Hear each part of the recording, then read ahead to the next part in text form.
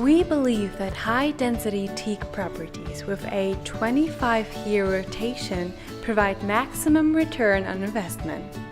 We begin by planting 1,100 trees per hectare. Our trees thrive in a higher density setting, which increases the total quality of top-quality wood available at harvest time. Although more expensive initially and requiring more intensive thinning early on, the higher density planting provides a better return over the life of the project because it results in taller, straighter, and healthier trees. As the teak grows, we cut back the surrounding underbrush just enough to keep the trees healthy. This prevents soil erosion and adds to the biodiversity of Panama teak forestry's property. Along the waterways running through our properties, we preserve the natural habitat by maintaining a mix of native trees and vegetation. Its extremely high dimensional stability and unique aesthetic qualities keep it in high demand for shipbuilding and fine furniture manufacturing. Teak is also well suited for finishings such as door and window frames and any other applications that require a strong, stable, and durable hardwood. As the sustainable supply of teak from natural forests in Asia diminishes, demand for teak increases, and teak prices rise, we expect to see expanded production of plantation-grown teak.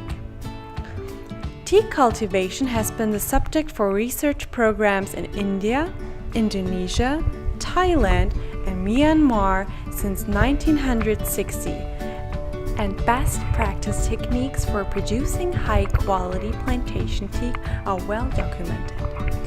Because teak is relatively easy to cultivate, has excellent growth rates, and provides a lucrative return, it is very suitable as a plantation timber species in areas with appropriate ecological conditions.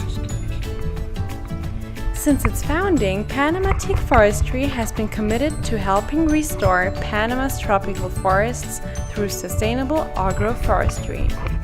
An important goal in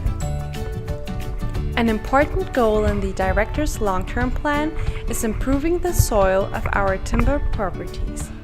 When timber stands are properly managed, the land gains value along with the growing trees. Panama Teak Forestry has timber stands of multiple ages. Over time, these stands will furnish a steady supply of teak each year to be milled and kiln-dried, and provide year-round employment for our mill workers. In the short time, as an additional profit stream for Panama Teak Forestry, we plan to offer milling services to other timber companies in the area.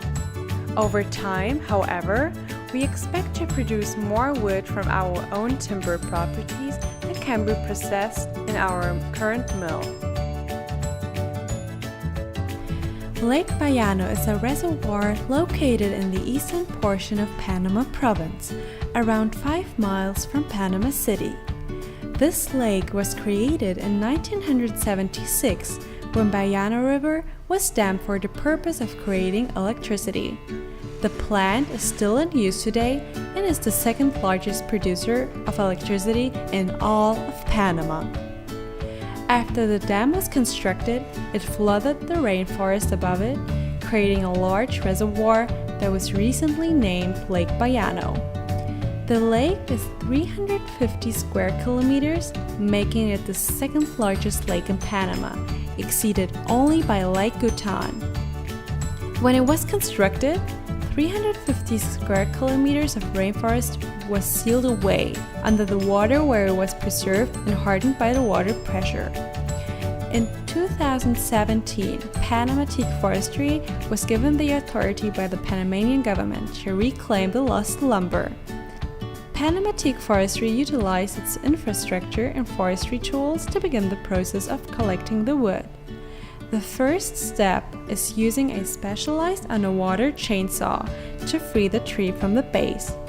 The first step is the hardest, as it requires a fair amount of skill from the chainsaw operator. Not only do they need to know how to use the chainsaw, but they simultaneously have to operate. The first step is the hardest, as it requires a fair amount of skill from the chainsaw operator. Not only do they need to know how to use the chainsaw, but they simultaneously have to operate scuba equipment at the same time. The whole process is also complicated by the muciness of the water, and that the action of the chainsaw stirs up debris from the bottom of the lake.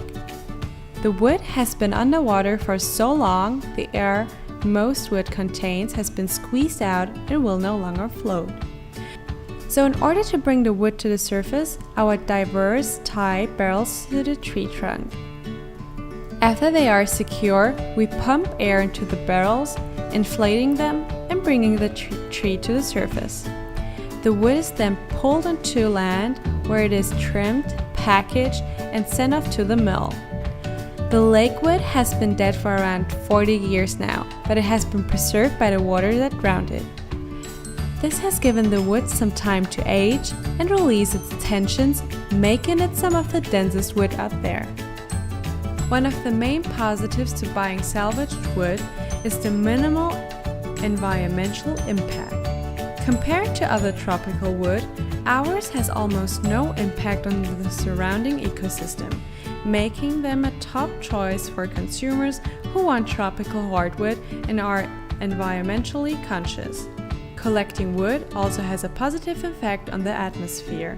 As the wood decomposes, it releases large quantities of methane. Part of our mission is to provide one of the world's only sources of environmentally friendly aged tropical hardwood.